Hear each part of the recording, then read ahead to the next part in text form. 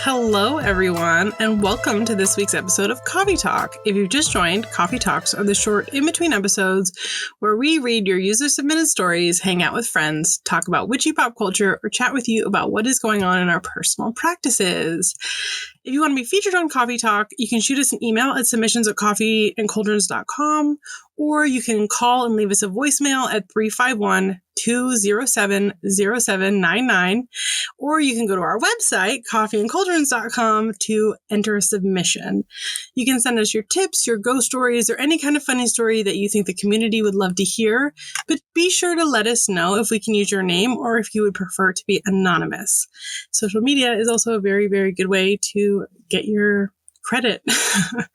That being said, this week Maria is still sick. She's in the trenches. Let's all send our thoughts and prayers to her.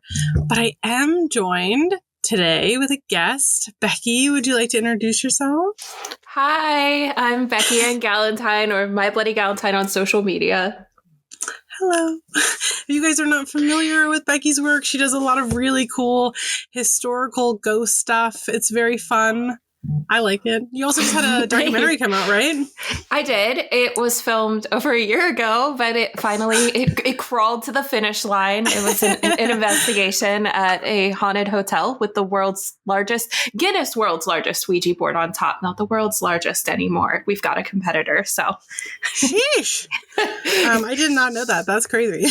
There was a war between the two largest Ouija boards, and there was drama. It was in the news. It was like the tabloids, and I don't know why it didn't get noticed more, but basically this guy puts the largest... Nobody but people like us care about Ouija boards.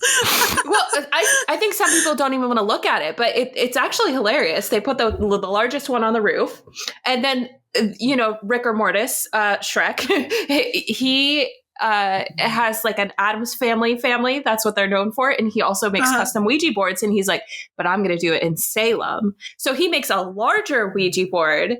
And then they're like, this is the largest one, but you have to contact Guinness to get them to come back over here to verify that it's the largest. And because it had advertising on the outside, it was technically not the largest. So the hotel still holds in Windber, Pennsylvania, the record. So Blair, being fun, was like, hey, let's duel, like bring your Ouija board to me. And they're like, no, but that was the beef.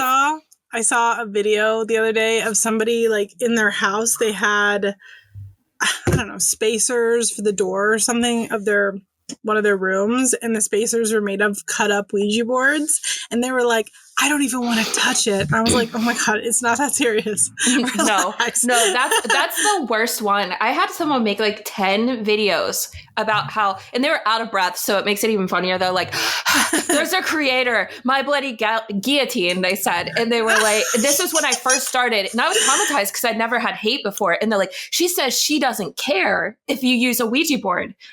Sorry, I'm losing my voice.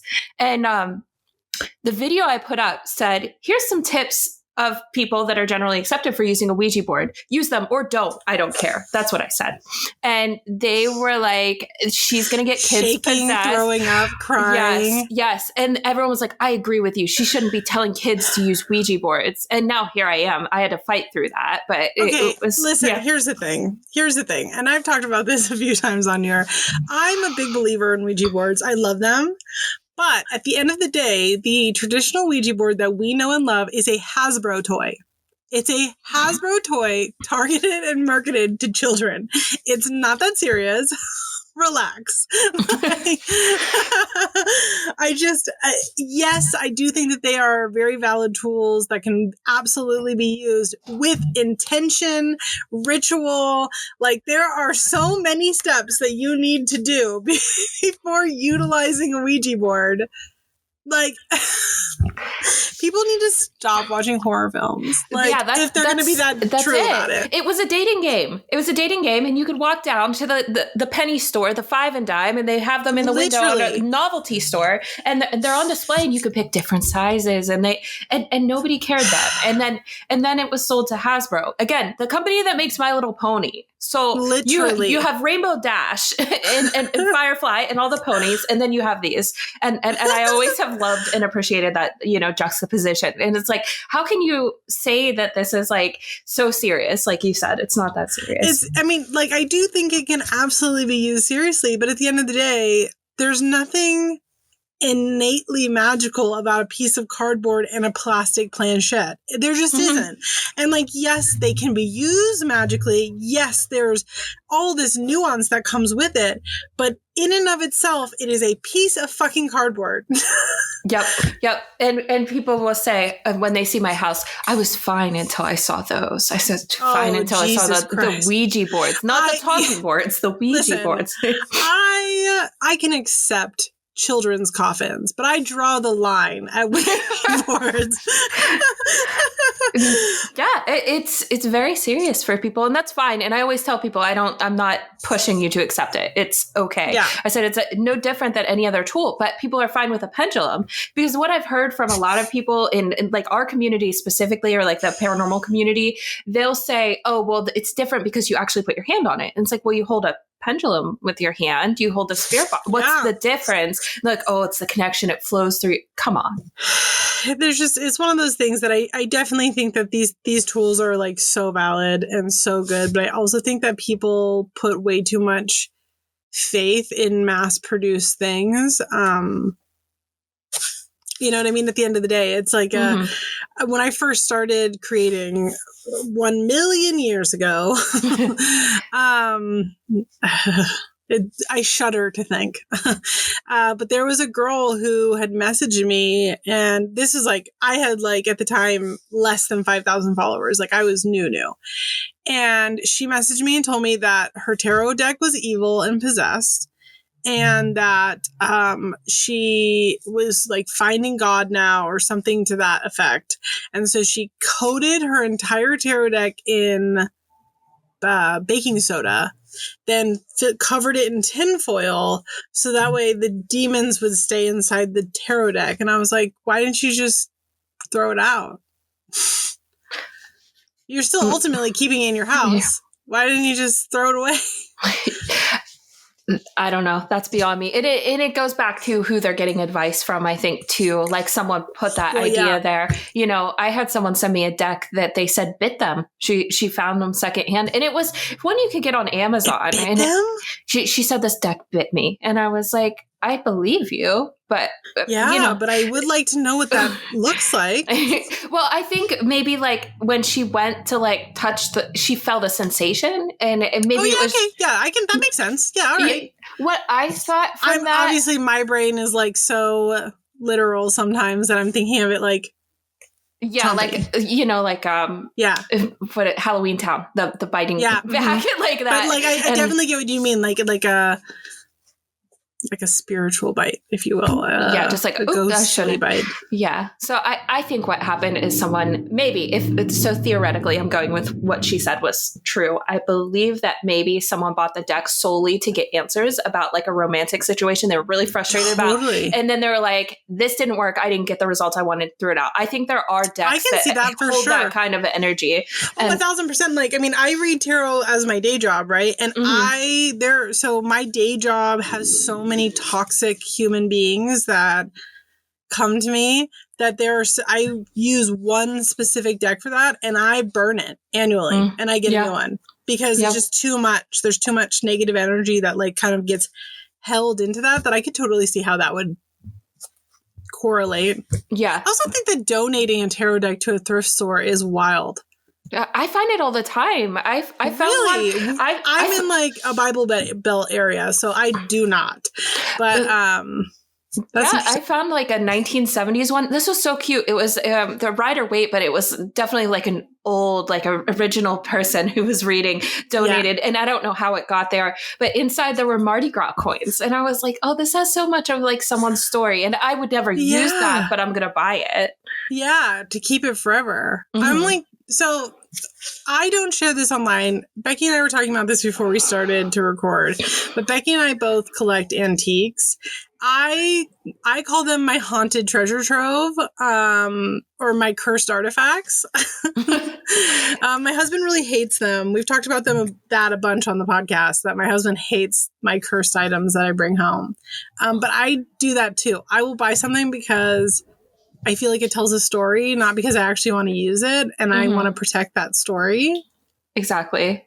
Do you know what I mean? Well, because another person would say, oh, $3 for a vintage tarot deck. I'm going to go to eBay and flip it. And that's now the story. And for me, it's like, this was someone's and it meant a lot to them. And somewhere along the line, someone didn't see how much it meant to them because they were used and, well loved. So unless they were like a nasty, terrible person and I'm like, well, but sure, I think but we have to like make the assumptions here that like they weren't. I don't know. I like to. I feel like you would pick up on it. You know what I mean? There have been times where I'm like, ooh, I don't really want that.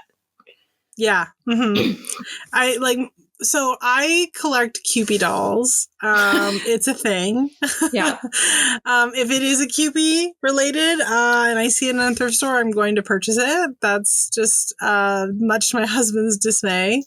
And I have this like 4-foot tall Kewpie that I got that's like got posable limbs and it's got like the classic side-eye Kewpie face. And I love it, but my husband is convinced that it's cursed by the devil himself. I used to keep it next to our television, like in our bedroom.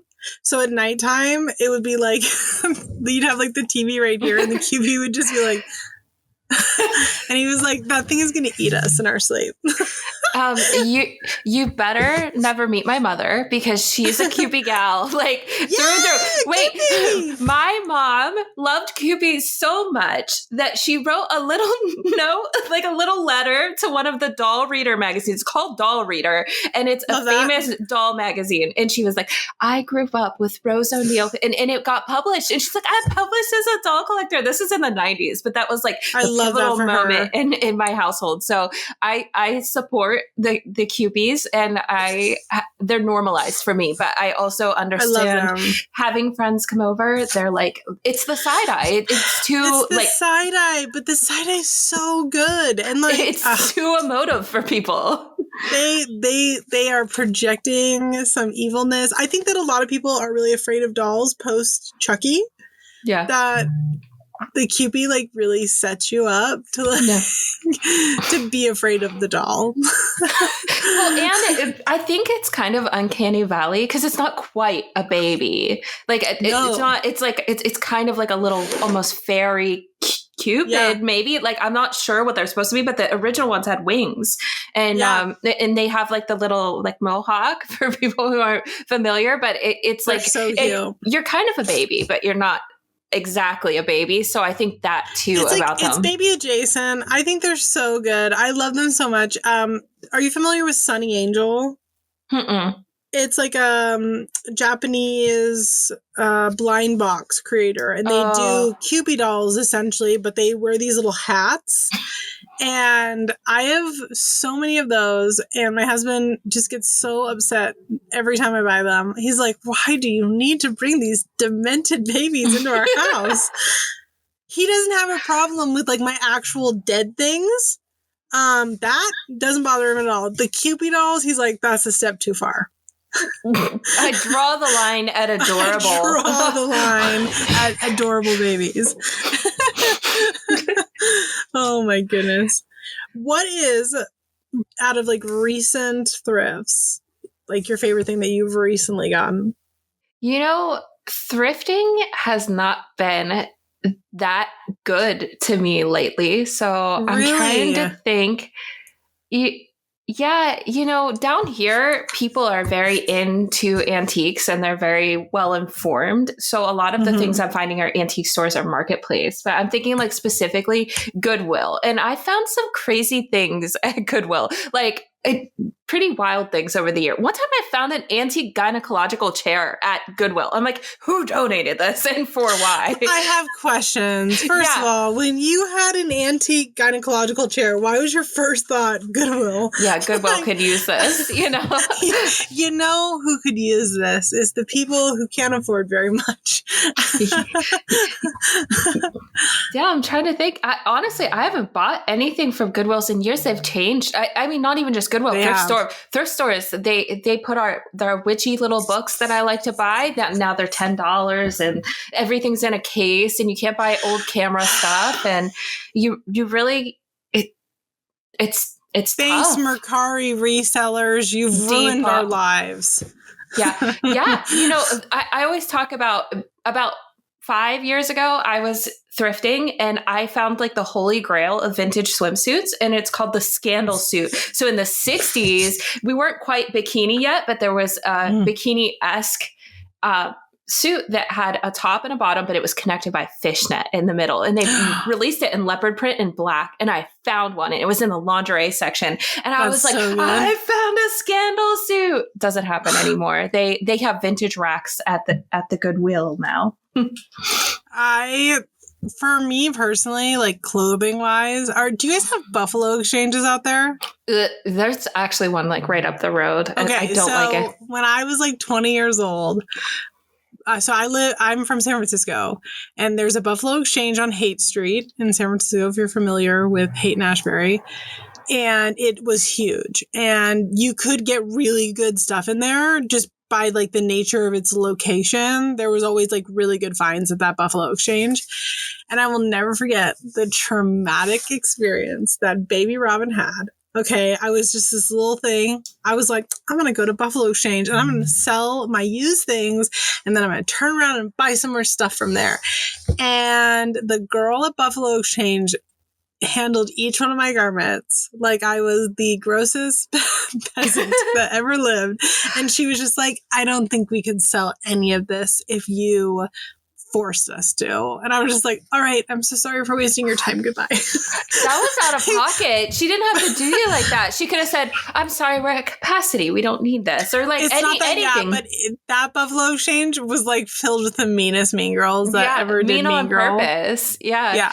I think everyone has had that experience where they're like, I walked in one time and I know it was right before a Danzig concert. And I was like, I want some extra money for the show. So I walked in with a dead stock butterfly sequin top before they started reproducing them. And it had the original tag. And I had found it thrifting. I was like, what will they give me? And they're like, we can give you $7 for this. Oh, suck me. Offensive. Yeah. But they've fallen off. People don't really hit the Buffalo Exchange like they used to. Oh my God. Well, I mean, also I'm like a million years old. So at 20, that was 15 years ago. Don't tell anyone. And I remembered like being so jazzed about it. I was like, here I go into Buffalo Exchange. I'm going to be so rich. I was not. She did not buy one garment. Not one thing of mine. Yep, and you come in with your clothes neat, and they like throw it in a big pile. And they're like, we can't fit this back in the bag that you had it neatly folded in here. Yeah, and like what was even worse. So like at the time, I was going through. We're gonna call it some body issues, okay, for the trigger warning. And she literally like picked up my clothes. And she goes, "We don't sell this size here." Like implying it was too big. And I was like, what if this is my last straw? Wow. I was like, what if this was my last straw, Brittany? You better take these clothes and donate them to the animal shelter, because that's the only place that they can. Literally, so there was a Goodwill across the street. It was like one block across the street. And she goes, there's a Goodwill down the street that's probably better suited for there. I was like, I will throw myself into the ocean and not return. Thank you so much. I'm shocked. I hope you cross paths with her someday and can just laser beam eye her. That's all you need to do. I don't even remember what she looks like, but I just remember the interaction. Do you know what I mean? It was a blur. It was so traumatic that it's like, I don't want to remember this. I blacked out. I don't remember anything anymore. I was just like, I have to go home and reevaluate my entire life. It's like, Brandy Melville? Do you remember Brandy Melville? No, I know there's like a documentary coming out. I don't know anything about that. There is a documentary coming out, but it was like a huge thing when I was in my early 20s. It's like kind of like an Aeropostale, except for everything in the store was one size. Everything was called one size fits most, which was not accurate. One size fits most if the most is an extra small.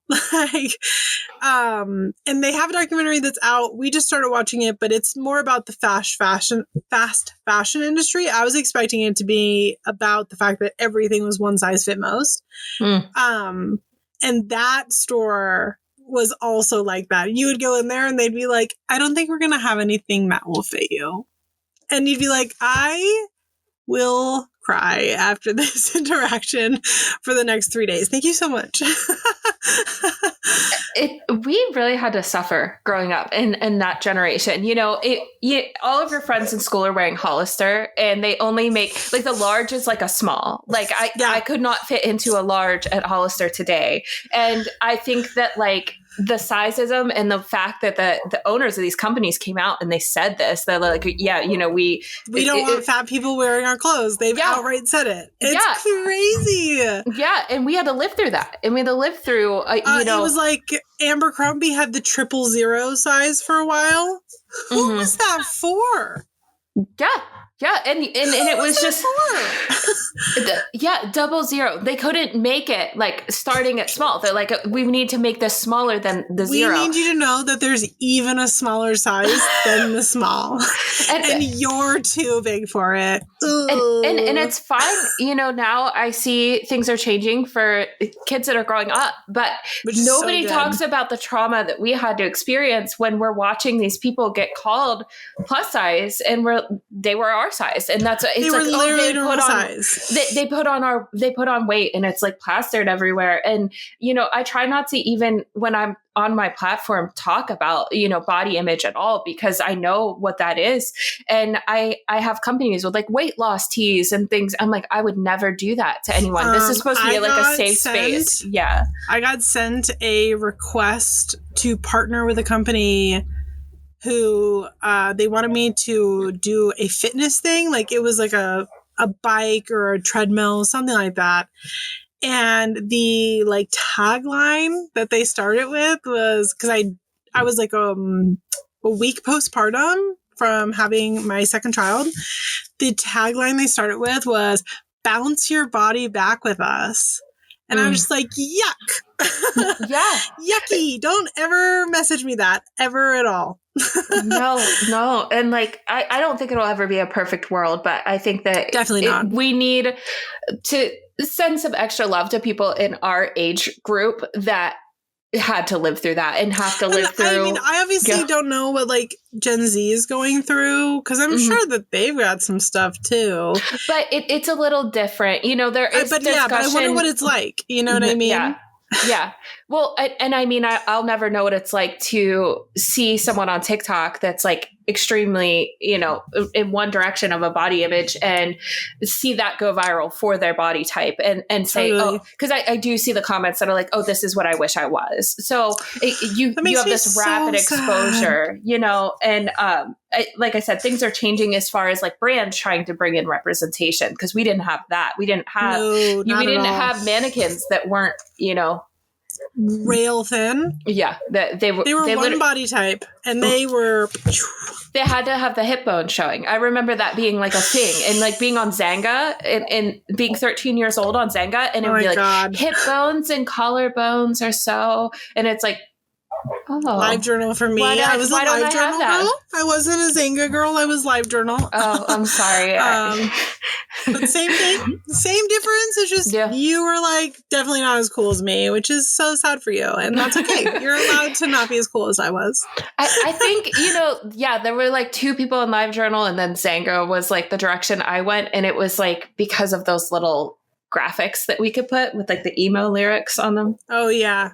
Yeah, but then I got it banned from school. I stay getting stuff banned from the school on the internet. I got Gaia Online banned from school. So not to brag, but I was very fucking cool when I was in high school. And I did get Gaia Online banned. It was put on the little, do you remember like and I'm sure they still have something like this, but there was like the school protected thing, and it'd be like a dog that was like, you're not allowed to. Yes. Yeah, Gaia Online was one of those things, because I would go into the library at lunchtime and I would get my gold coins.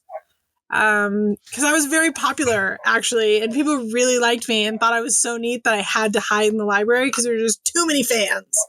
It's crazy too, like the disappointment when you go on and you use the school computer for whatever you shouldn't be, and then you type in your website, and then it's like, no, not anymore. But we've taken that. We've taken that away from you. Yes, you've used the school library for the last 2 years for this, but we have caught on to you. And the answer is no. And how did the weirdo down in the computer lab figure it out? And it's like, I wonder what his thoughts were. Like, do they process, or is it like kind of like a medical professional where it's like, I only see this from the capacity of my job, or is he like, what are they into? Like, how did they find What is this about?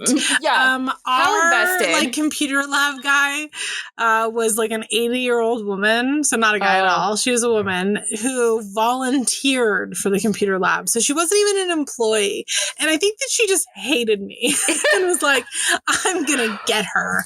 Which, to be fair, I was very annoying in high school. Not that I'm like not annoying now, but I was like really annoying in high school. So that was valid on her part. You know what? I see you, queen. No, mine was a man. His name was Tim, and he had Xena Warrior Princess in a cardboard cutout in his house, like peering out the window. So he should have seen me and recognized that I needed the internet to survive that small town school. He should have known. But instead he was like, no, we're going to take away your computer. Not for you. Not for you, but ma'am. The Xena, I can enjoy my Xena and everyone in the community. I was allowed LiveJournal. They never took LiveJournal away from me. Lucky. So he probably read my journal entries and was like, this girl needs an outlet. She is not doing well. She is engaging with the werewolf transformation, LiveJournal witchcraft spells. She needs all the help she can get. I'm not taking this from her. I like to think that she read that. I like to think that she got into your journal and was like, what if she's invested? What if you had this compelling story going on and she's like, I did not. Listen, I have since forgotten my password for my old LiveJournal, and it is private. But my friend, Trisha, shout out, was able to get into hers, and she like gave me the password at the time so that way I could get in there and read mine. And it was not only not compelling, but there was like, someone needed to help me. And I don't even like help, like mental help. I mean, like, your girl could not spell. It was like, I was a George Bush child left behind. It was embarrassing. It was sad. I spelled the words wrong. Like, I still typo now, but they're typos on my phone, right? Because like you get your little thumbs out and it does things. But it was like straight up, like, did not know the difference between like 2, 2, and 2. Like, it was like, you are a senior in high school, Robyn. Are you good? I guess college straightened me out. I had a Zanga romance. I shouldn't say this publicly because it was like a scandal. Like, they had a girlfriend, but like, and they're married now to that girlfriend. But but we were meant to be together, and so obviously he kept his. I deleted mine because I wanted the pain to go away of not ending up with the love of my life. That was my best friend. Sense. Yeah, like he watched my dad and my family go through a divorce and all this stuff. So I go back and I'm like, I'm going to read all this. It's going to read like The Notebook, our romance back and forth where we're commenting on each other. No, it's not like, I effing miss you, DEWD, dude. And like, best friends for life till death do us part. I'm like, no wonder. He was like, so embarrassing. I'm on the phone with you right now. And we're totally rad. I had a high school boyfriend who like, it was like, I think I was like a freshman in high school. So it was like not a real boyfriend. It was just like a guy that you like sat at lunch with. Do you know what I mean? Yeah. And I think we dated for like 1 week. So like, I'm not trying to brag, but we were really committed. And in my journal, I wrote about it. And my mom had said that she didn't like him because he smoked the devil's lettuce. And she was like, you need to break up with that guy. And I like wrote in my live journal, I was like, my mom doesn't understand me. No. I was like, she doesn't get that I see people beyond their drug abuse, is what I said. Like literally so embarrassing. Deep. Wow. Oh, so embarrassing. And like reading that back, I was just like, who is this little idiot child? And you let her have Who thought you knew so much about the world? Access to the internet. I literally was like, and I remember this, like looking back when I read it, the boyfriend, we're going to use air quotes on that, in question, I think he smoked weed like twice ever at that point. And he was older. He was like I was like a freshman. He was like a junior. So he had smoked twice in his little life at that point. And I was like, he's a drug abuser. No, that was a big deal then. Like, I remember the guy I liked. I found out he did. And I was like, I didn't know you did this. I can't believe you would do this. Wow. Next, you're going to tell me that you've had a beer before. I'm curious how that boyfriend's life turned out. Did he do it again or did he quit? I have no idea. All my boyfriends are dead. The reason we broke up, so again, we were very committed. It was a week. I had not even held hands with this boy. Okay. So very committed relationship. We were in love, obviously going to get married and have children. Unfortunate for him, of course, that I did that with someone else. And he did not tell me that his family was moving to Washington. And he just moved.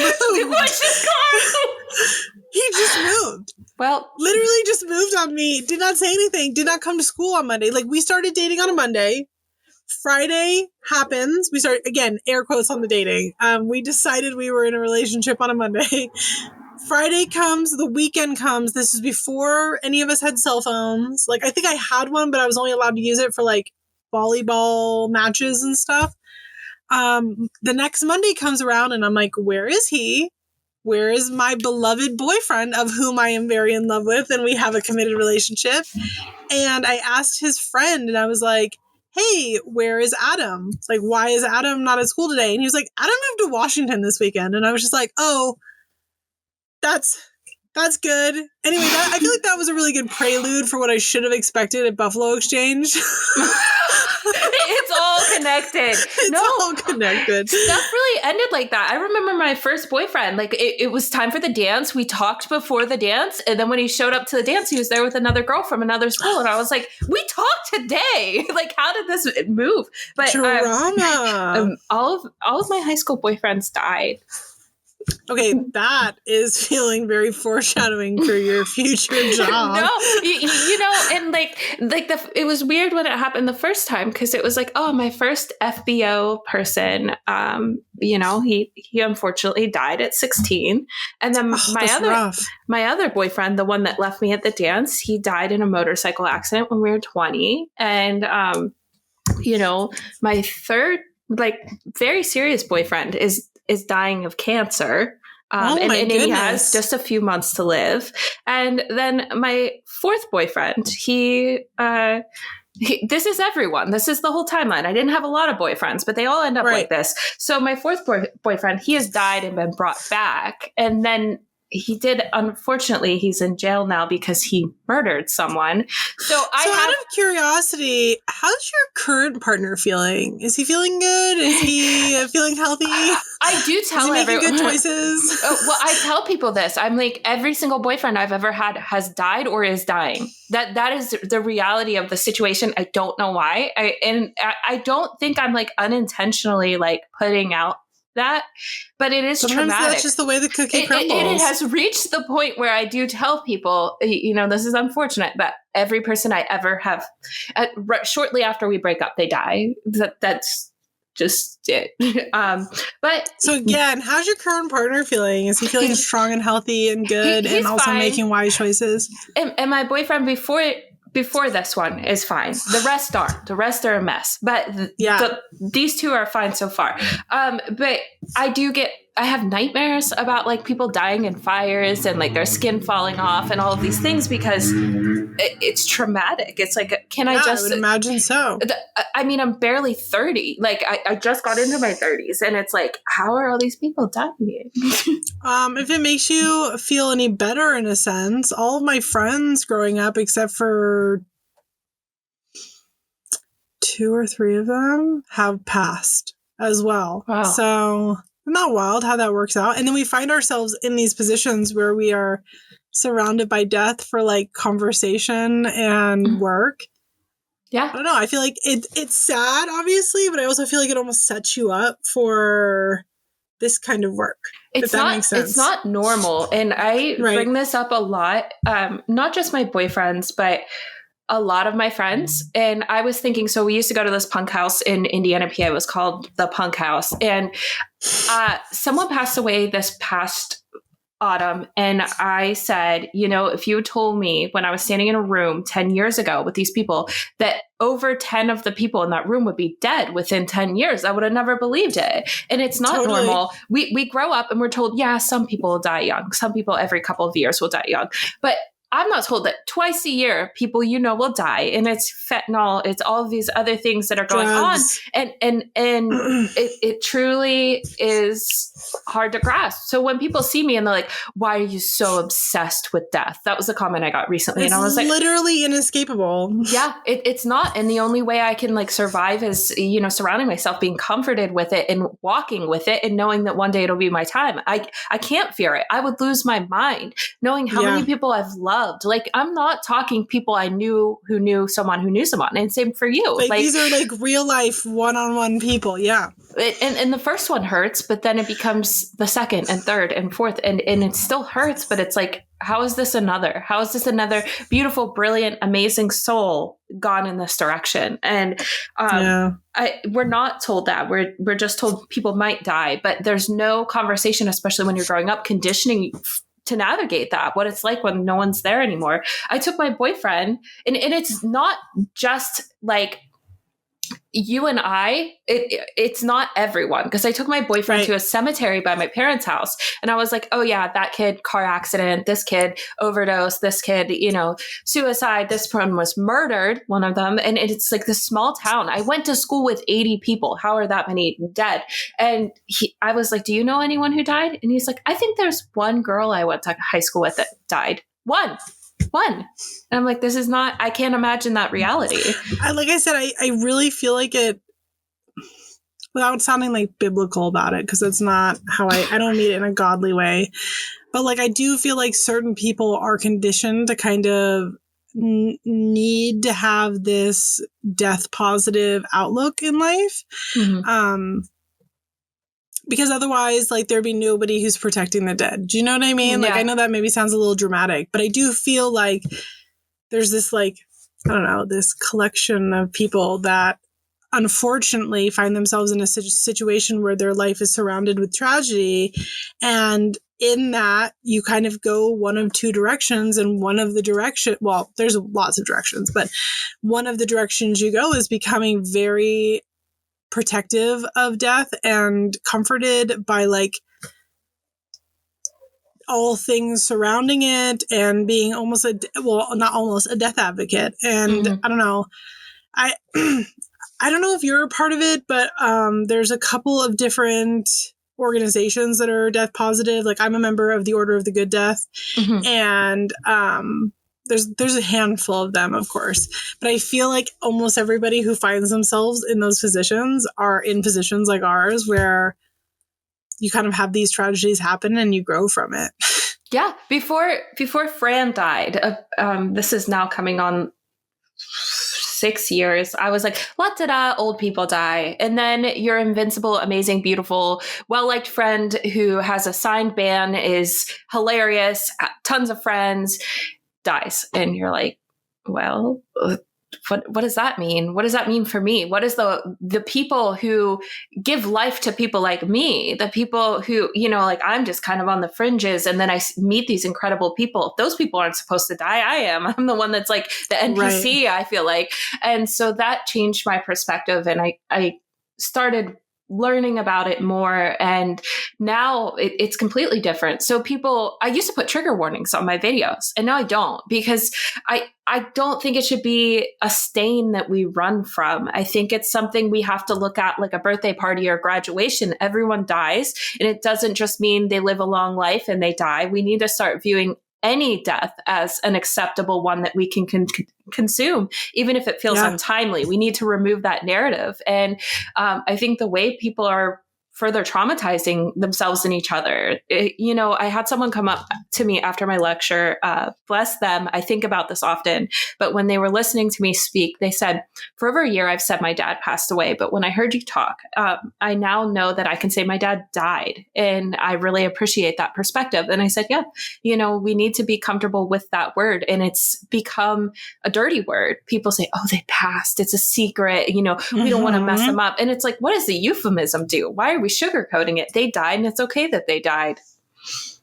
Yeah, I'm working on my third book, and my third book is about death and death magic and all that. And I have a whole section where I'm talking about like being okay with like dying as not just like for ourselves, but like the fact that we as a Western culture have moved, we're so removed from death in general that we say things like passed away, or we also like, we don't handle our bodies anymore on a personal level. We waxify them and everything else. We do all these things, right, that make it so that way, even when the dead body's right there in front of us, we're still not confronting death. And I think that there's almost like a beauty in taking back that power of the fact that like, this is a natural part of life. And being honest with ourselves about it, obviously in a pace that fits each person individually. Yeah. If we're honest with ourselves about it, it helps with the grieving process altogether because it's a reality. It's now a real thing that we're confronted with, and we can process at our own time, whatever that looks like, to be able to heal and move forward. And I don't know. I think that we just are so removed. Like I could talk about this topic for hours and hours and hours, and I won't, but I have a very large passion for it. If you don't consume it as it is, and you're only consuming the light version, the euphemism, you can consume they passed away, but you really have to sit with it to work through it. And that's why people get stuck in grief, because they're like, I don't want to think about it. It's dirty. We have to get back to work in 3 days, 2 days. 2 days people have to take off work. For a spouse, their best friend, their parent, like a child, their closest loved one, just go back to work. And when you go back to work, you better not cry. You better be a functional cog in the machine, or else, it's going to affect you. And then you get called to the office and they say, we need to talk about your performance. That's what death is in Western culture. Unfortunately, that's the reality of it. We live in this Western capitalized society that is so removed from and detached from any human emotion. God forbid you have one. Yeah. Oh, don't cry in front of, the mourners. Whenever you work as a funeral director, that's the number one thing, is like, that's your lack of professionalism. And I'm like, I just watched a 90-year-old woman tell her husband, see you soon, as she watches him get wheeled away on a cot because he's passed. And I am going to cry because it's midnight and I rolled out of bed to watch this happen, and it's sad. You know what though? Even if it wasn't midnight, even if you didn't roll out of bed, that's a real thing. Yeah. That's real. That's reality. That is real. That is like even death removed from the situation. That's love. Yeah. And that is pure and true and honest. And like, I know when my grandfather passed away last August, and my grandmother passed away last month, 2 months ago. And the whole time between the day my grandfather died and the day she died, all she talked about was how much she missed Grandpa. She can't wait to see him again, all this stuff. And it's like, that's real life. That's a real thing. Exactly. Like, I don't know. But they put these professionals desensitized to all these things.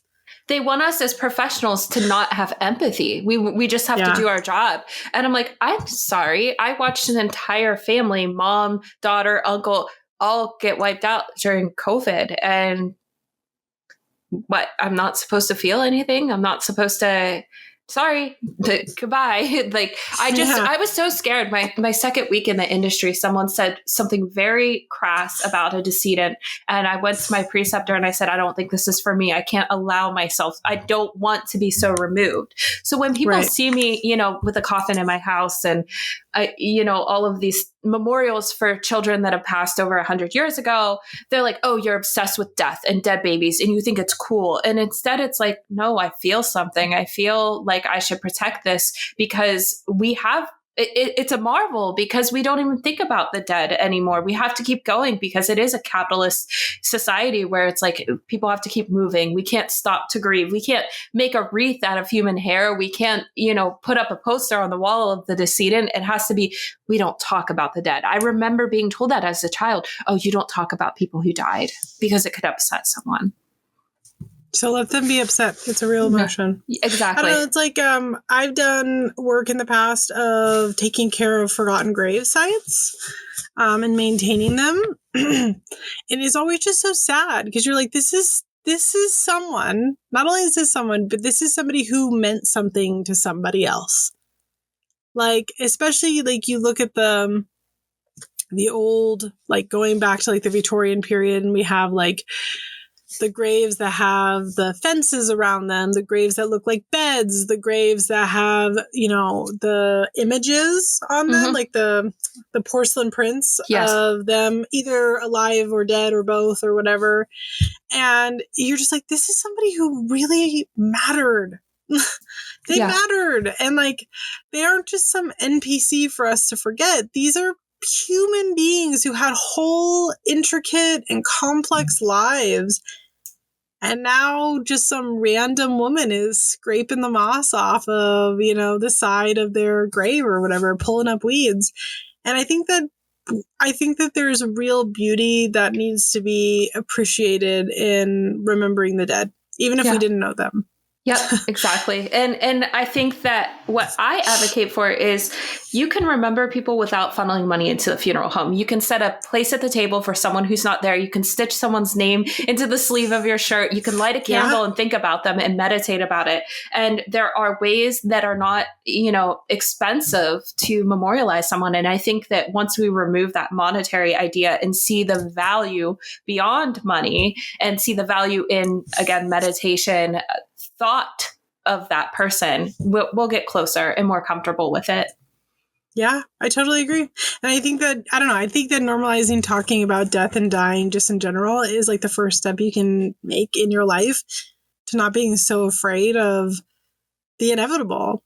Yep. Because that's just what it is. It is inevitable. Tomorrow's never promised to any of us. It really isn't. And I think that once you become much more comfortable with the conversations around death and dying, et cetera, on like a personal level, you also take every day like way more positively. Exactly. People look at me and they've been commenting. I've been in the ringer this week as far as comments go. And people are like, your house is so depressing. How can you be surrounded by death like that? Are you good? Do you have a therapist? Hi, yes, I have a therapist. That my therapist is familiar with my interests. I'm fine. My medical professionals are not concerned about this. It's not like I'm obsessed. It's not like I wake up every day, I wish I were dead.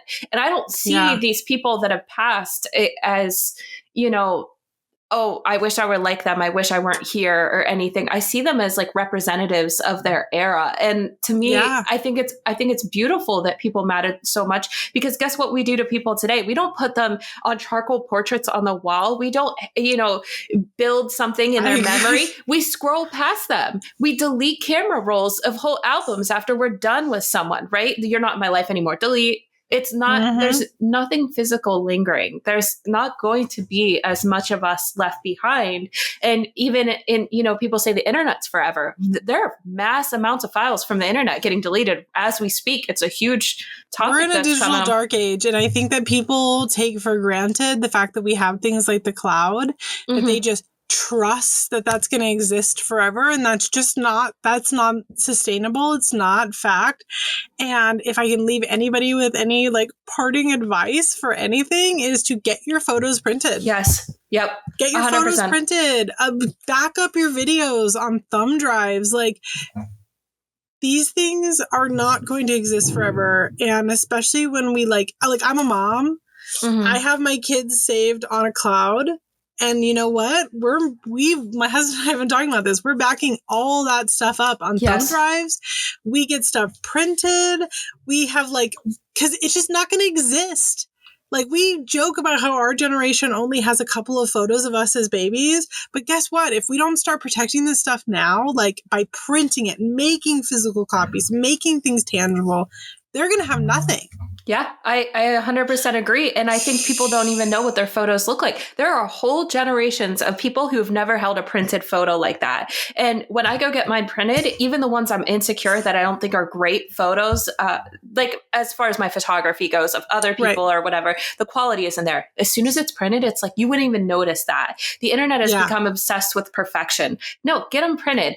My boyfriend was traveling and I printed some photos he had sent me of him like sitting in a chair in an old prison. And I was like, I printed these for you. And he's like, oh, thank you. It's like a whole different thing. So yes, that is a good parting advice is write something down, print it out, make tangible things because one, that's not bad for the environment. The photos will break down. They won't like last beyond you. And people don't realize when their phone goes, sometimes that means all those memories too. Yeah. Yeah. And the cloud will not exist forever. It just won't. Nope. I think that it's nice to think of that, but it's not going to, or at least it's not going to exist in a capacity that it exists now. So like, let's keep things rooted and grounded in reality and I don't know, protect our memories. Yeah, exactly. Protect them. On that note, I should probably free you. So I want to tell our listeners, thank you so much for joining us this week for Coffee Talk. We hope that we'll see you next week for our regular episode. Again, you can check out our website for links to our submission forms, shoot us an email, or get our phone number off there to leave us a voicemail. Send us any stories, witchy tips, or topics that you think that the community would love to hear. And as always, if you're enjoying Coffee and Cauldrons, please take a moment to review us on Spotify or Apple Podcasts or anywhere else that you're tuning in from. Or you can consider supporting us directly by joining our Patreon, where we share articles, we have spells of the month, we have a Discord that has got like 9 activities a month for you to join in, including 2 book clubs, a monthly ritual, meditation, etc. So on that note, thank you, Beckie, very much for joining me today. Thank you for having me. It's been really fun. Yeah. And thank you everyone for listening. We'll see you next time.